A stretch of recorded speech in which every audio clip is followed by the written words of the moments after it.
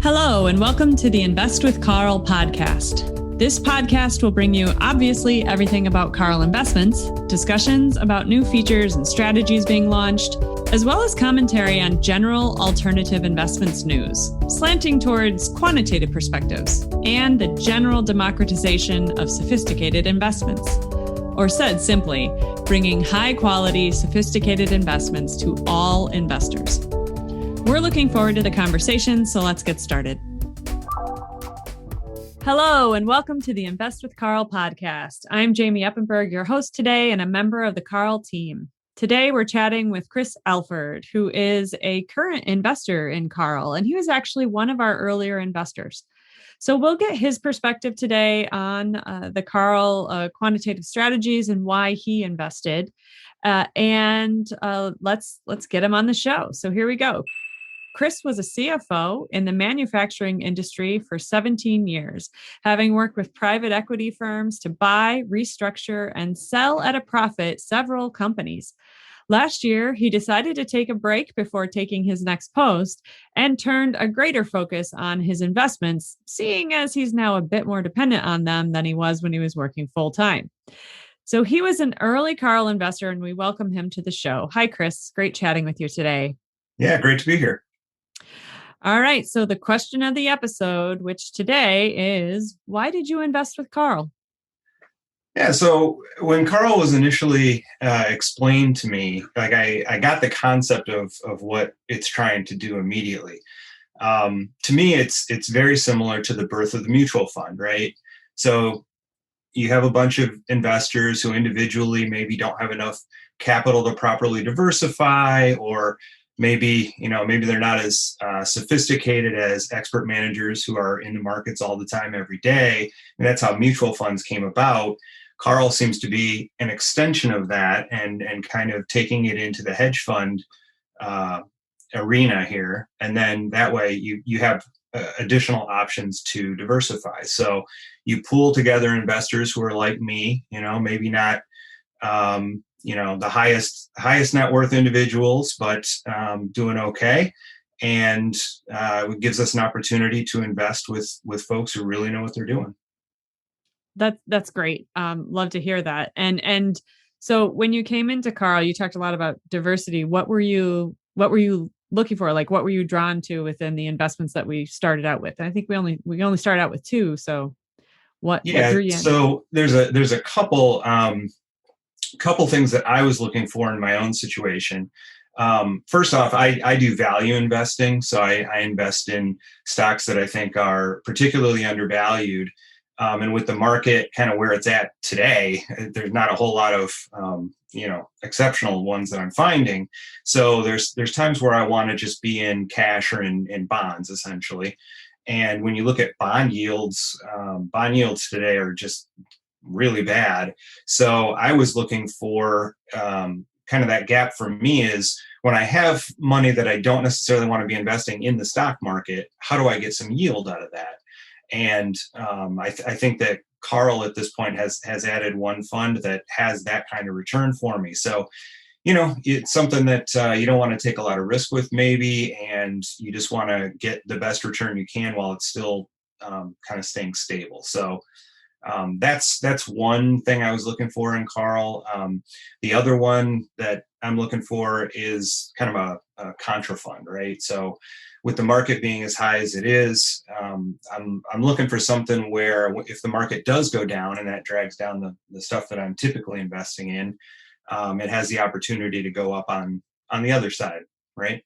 So those are kind of the two things that I was looking for initially, and I'm looking forward to Carl adding a bunch of other options too, in case other things come up down the line. Yeah. So I think then you did go ahead and enter into K2 is the one that a lot of investors go into. It seems to be able to find some value in the market as a professional investor. And they did a lot of research, like 20 plus years ago to figure out how to eke out some value in a lot of different market conditions. And it sounds like you're taking advantage of the fact that Alan Harmer is the manager of that fund, and they really work to take the downturns out, not a lot of downturns, and they turned it around very quickly. So you're replacing that with bonds, if I understood you correctly, instead of being in the bond market. That's the idea. Yeah, that's the idea. And the reason I invested in K2, so when Carl came up, I did some research on the hedge funds that were offered at the time, and at the time I think there were two. I think it was K2, and I forget the name of the other one. Olympus, yeah. Olympus, there you go. So when I looked at K2, I mean, the performance of it has been phenomenal over the course of its history, and it has a fairly lengthy history. So when I saw that, I thought, this is probably a good one to get into, even though it wasn't the core of what I was initially looking for. But then, as we go down the road here, I can pull it out of there and put it into the others when I think it's appropriate. In particular, so with K2, one of the things I looked at is when we had the severe market downturn last year, it actually did pretty well through that whole time period, which is one of the key things that I was looking for. So yeah, I think it's a really excellent investment. Yeah, it did perform quite well. It has, and through a couple of difficult markets, it's done quite well. So given that, how do you feel about the cash position? I think we've been in cash for 2 weeks in K2, and a couple of investors have asked us about it. Now I know your idea is that Alan or the K2 strategy, right, is going to find more opportunities than you are at the moment. So how do you feel about the cash position for a little while here? Yeah, so like I said initially, one of the things that we're doing with Carl is Carl's able to look at all of the different hedge funds that are out there, and they're kind of a gatekeeper, right? They're finding the best ones, and sometimes when you find the best fund, and I think K2 is among probably the best that are out there. If that manager decides that now is the time to be in cash, then I trust what they're doing. If they're looking at the market, and I think the market is pretty high right now, and they think that that's the best option, then I think that's where he should be. Now, certainly, as time goes on, if he sees something that's got some value in it, or decides that there's an opportunity, I've seen where he's done that. He's entered into those sorts of investments, and I'm sure they'll come up again, and he'll move. Right, right. Yeah, he does pretty well when he moves. There is just a bit of time in between, and you and several investors I've talked to, including myself, I'm in as well. I'd rather have him protect the cash, right, than have it down. Yeah, for sure. So we also had Olympus, and that is the contra fund or the black swan, right, waiting for the market to have a bit of the bottom to fall out of the market, and that fund will pop. Is the strategy? It's the way it's built. I think we're bringing on another one of those as well. I know you were going to enter into one fund, but that's the other type of fund you're looking for. I'd be interested. How much do you think, and maybe you haven't given much thought to this yet, but how much do you think you would put in the black swan? There's been a lot of discussion with investors I've talked to and staff around Carl, like, well, what do you put in a black swan? Because it's going to sit for a while. It's not going to pop, but once every 1 or 2 years, really. So what do you think? Right. So I mean, for me, I'm looking at about 10% and of my total investments. The amount that I have in value investing, I mean, I've actually been doing pretty well on. So yeah, it's a good market. Yeah, I want to keep rolling with that. I'm just wanting to protect from an extreme, downside event.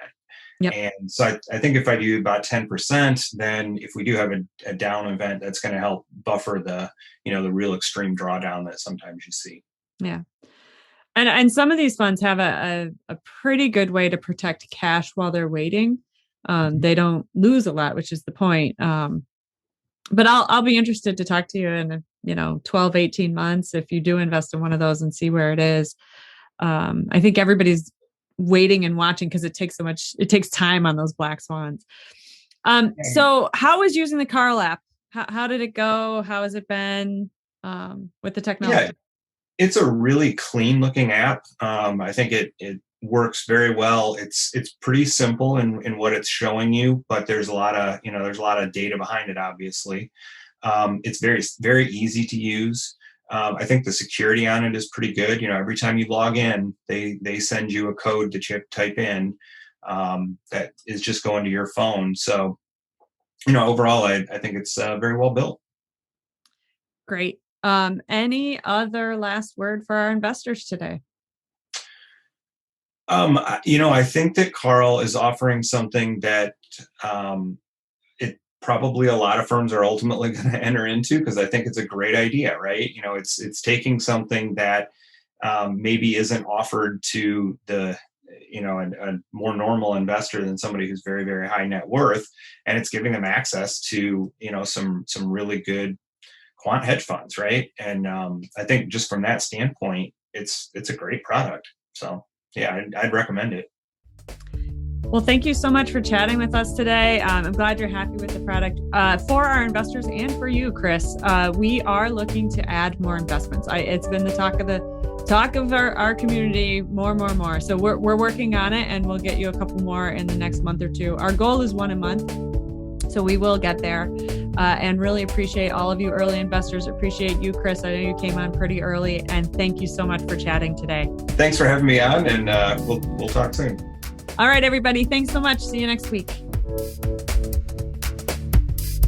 Thank you for listening to the Invest with Carl podcast. The views shared on this podcast do not necessarily reflect the views of Carl. This podcast is intended for informational purposes only and is not intended to constitute and should not be deemed to be an offer to sell or a solicitation of an offer to buy any security or investment, financial advisory, legal, tax, accounting, or other professional advice. Carl funds are currently available to accredited investors with a minimum investment of $20,000. To learn more about Carl and to download the